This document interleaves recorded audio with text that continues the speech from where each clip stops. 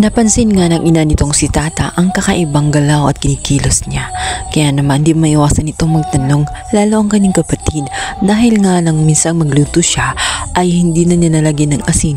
Iba na ang kanyang kinukuha kundi ito na ang asukal. Kaya naman nung nawala na nga siya sa focus at dito na inamin, hindi na nga niya kaya na itago pa ang lahat. Sinabi niya na nagsinungaling siya sa kanilang lahat.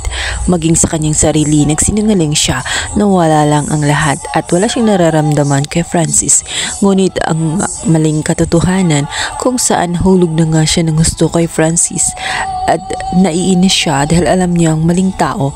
Dahil sa pagkakaalam niya, kasal nga itong si Francis kay Venice, kaya hindi maaari na tuluyan siyang mahulog sa binatang yun. Samantala ang kanyang kapatid na lalaki ay napakagat na lamang sa labi dahil mali ang kanyang ginagawa na bagito sa batas, lalo't alam ng lahat ay kasal si Venice at si Francis. Ngunit magugulat din siya sa oras na matuklasan niya. Sa kabilang banda, alam na ni Francis ang katotohanan kung saan niloloko nga siya nitong si Venice at nag-cheat siya dahil na rin sa video kung saan aksidente naman na nadampot ang tablet nga ni Sugar at doon nalaman ang unedited video nitong si Venice kung saan nagpapaalam ito pupuntang Bali. Nanlumo ng gusto itong si Francis sa pag-aakala niya na maging maayos ang kanyang marriage dito kay Venice, ngunit nalaman niya ang katotohanan na niloloko lang pala siya ni Venice. Inis na inis siya maging sa kanyang sarili. At sa pagkataong yun, ayaw ni Francis na umasa pa at pakasamahan pa itong si Venice. Wala nang saysay ang pagsasama nilang dalawa, kaya't naisip na nga ni Francis na makipaghiwalay na nga dito kay Venice ng tuluyan. Kaya naman nangangamba naman itong si Venice, paano na lang ang kanilang natitirang malaking pagkakautang ng kanyang ina sa dati niyang kasama sa sugal. Nanganganib pa naman ang kanilang mga buhay.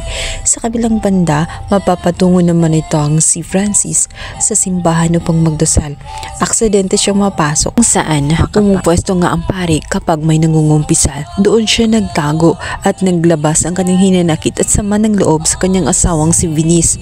Samantala, hindi naman inaasahan na mapunta naman itong si Tata kung saan mangungumpisal sa kanyang nararamdaman. Humingi siya ng tawad sa pare. Akala niya ay pare ang nasa loob, ngunit si Francis pala iyon. Dito na nahalad ang lahat, napatawarin siya sa kanyang nagawa sa natutunan niyang mahalin ang maling tao. Matapos nga mangumpisal ni Tatay, aalis siya na walang kamalay-malay na ang kanyang pinagkumpisalan ay wala palang iba kundi itong si Francis. Lumabas si Francis at napalingon siya nang makita niya si Tata pala ito. Kaya naman ang sagot sa kanilang mga dasal ay nadinig ng Diyos. Ang kanilang paghihirap ay matatapos sapagkat alam na nila na meron pala silang parehas na nararamdaman. Malunggay o asa ka pa?